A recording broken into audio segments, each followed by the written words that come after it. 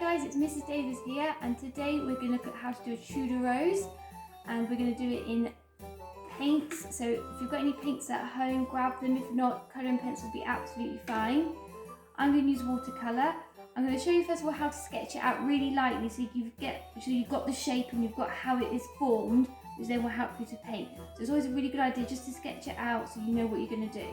So I've started it already. I've had a little bit of a play and sketched out lightly where I'm going to have everything placed.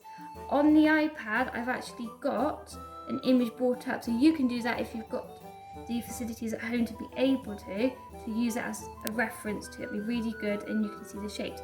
So basically what I did to sketch it out, I looked at each part individually and built it up. And I actually didn't start from the middle, I start from the actual petals around and worked my way in. So I looked at it as shapes, so sort of heart shapes were used for these sort of petals, and then I looked at sort of like a diamondy type shape here, and then for the middle bit we're just overlapping the petals, and then you've got triangle shapes here. So really it's just how you want to do it. You can start from the bigger petals, if you want to you can start from the middle. It's your artwork, your interpretation, depending on how you feel. But my top tip is look at its shapes and build up as you go. Okay, and be light with that pencil.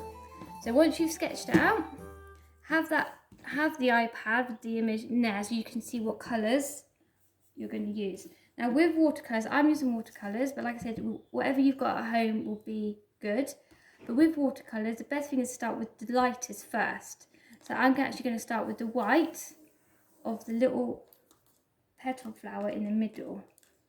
So I'm going to make sure I've got my white is nice and clean as much as I can. And then I'm going to build it. I'm not going to be able to see much at the moment because obviously I'm painting white on white, but when it all comes together, you'll see. So I'm being really careful. I'm taking my time. Well, actually, when you're using watercolours and you do a light colour, it's best to have lots of paint. Not so much water, but lots of paint, because it will show up the colour a bit more. So I'll do a little bit of every area for you, just to give you an example. So I've done all the white of the rose in the middle, and now I'm going to go for the yellow because that is the next lightest colour. So I'm going to build up the yellow for the middle part of the flower, just like that. And then once I've filled that in, clean my paintbrush off because I'm now going to look at doing the green because that's the next lightest part. And the bits in the middle are actually darker green in the outside. So I'm going to do the outside leaves first because they are a nice light green, and then I'm going to go in for the darker green after. So I need to mix up a colour with my watercolours. So I've got a bit of green. Let's see what comes out with a bit of white. So it doesn't matter that I'm making the white on my watercolour green because I don't need it anymore. Bit of a dirty green. Okay, we'll go with that. See what it comes out like. So I'm gonna, oh that's good. So I'm gonna start doing the light green. Be really, really careful. Taking my time to go around my pencil marks. And with the light green, I'm gonna actually go all the way down, even though this part is a little bit darker, but I'm gonna add darker green afterwards to it. So it's sort of like a base colour, but the most light part is actually the top. Right, so I've finished doing the light green, so I'm now going to launch myself into a darker green. I'm actually not going to go that much darker, she says. See what it comes out like. I don't want to go that much darker for this bit. So just a little bit darker, just to add in some different tones of green. I'm being quite loose with it, quite gentle with my paintbrush.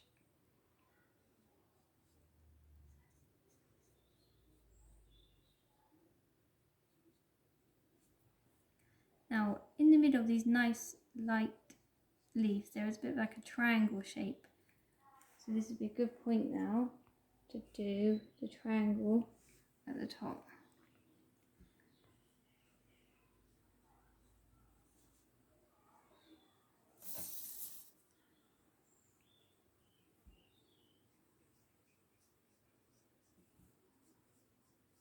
And then once you've done the triangle shape, I'm going to move on to these parts of the rose, like more leaf type parts to it, because we've got the green, so we will carry on using the green. So I'm going to be steady, going around, make sure I still got that triangle shape.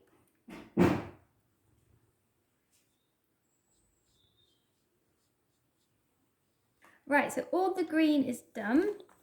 So now we're going to look at doing the reds. And if you look at the rose petals, there's actually 3 shades of reds in there. So you've got a real dark red at the bottom, then you've got this really light red around the top, and then you've got another darker red round here, but it's actually not as dark as it is down in the bottom, and then light again. Okay, I'm going to start with doing the light red, because then I can blend in the dark after. So I need to make up a nice light red.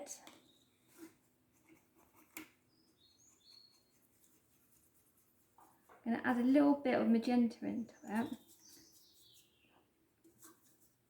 See what happens, because that is actually, that red is quite orange. I'll just test it. I'll go with that. Okay.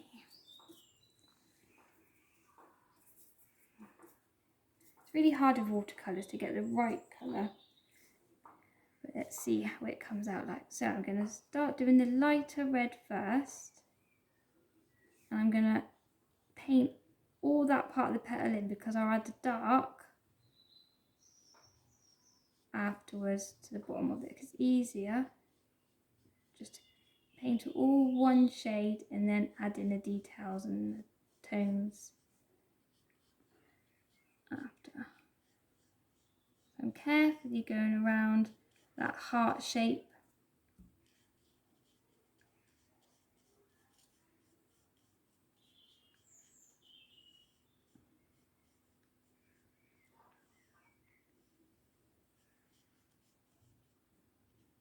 So then I'll do the same for all of the other petals with the same shade of red to start with. Okay. So we've done the heart-shaped petals all in the same shade. They're sort of all drying differently at the moment, so when they dry they should be quite similar. So next thing I'm going to do is just do the light red around the top before I start adding any dark. So I'm going to do the light bit around here with the red. Just going to make sure I've got my heat on there, and then I'm going to go for one which is quite dry. That looks quite dry. So we're going to go just around the top.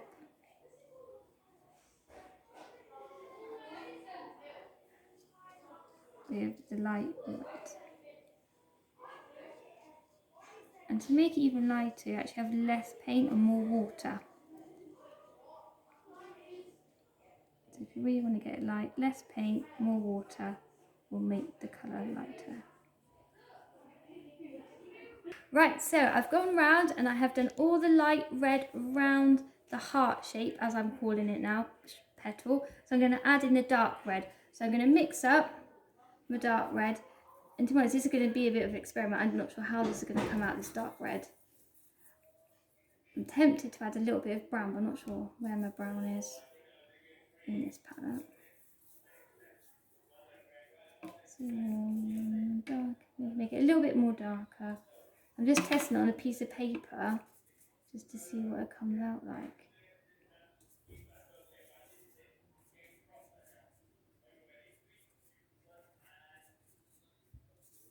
We'll go for that and see what that comes out like. So now I'm going to be really careful and go in between to do the darker bits. Now personally I would like that a little bit darker, but we're just going to go for it for the moment. I can add a bit more black brown to it. So I'm just adding in around the bottom of the petals where it goes into the centre of the flower, the darker red. Don't be too worried about going a bit crazy, because just experiment with it, see how it goes. Can't really go much wrong when you're adding in a bit of darkness. I'm going to go all in between. You can see already it's gone a bit pink again, so I need to get some more of that brown. I think that is a brown one, a little bit dirty. That's quite. That's a bit better. So it's about experimenting, see what it comes out with. You can change it if you don't like it. So I'm going to go all the way around, all in between, doing all the dark tones. And then on the top of the rose, there is just some little bit of darkness around there, so you can add that in to the top of the petals around here. You can sort of make that blend in to show that it's a bit of a darker shade of red. So I'm going to carry that on and I'll see you in a bit.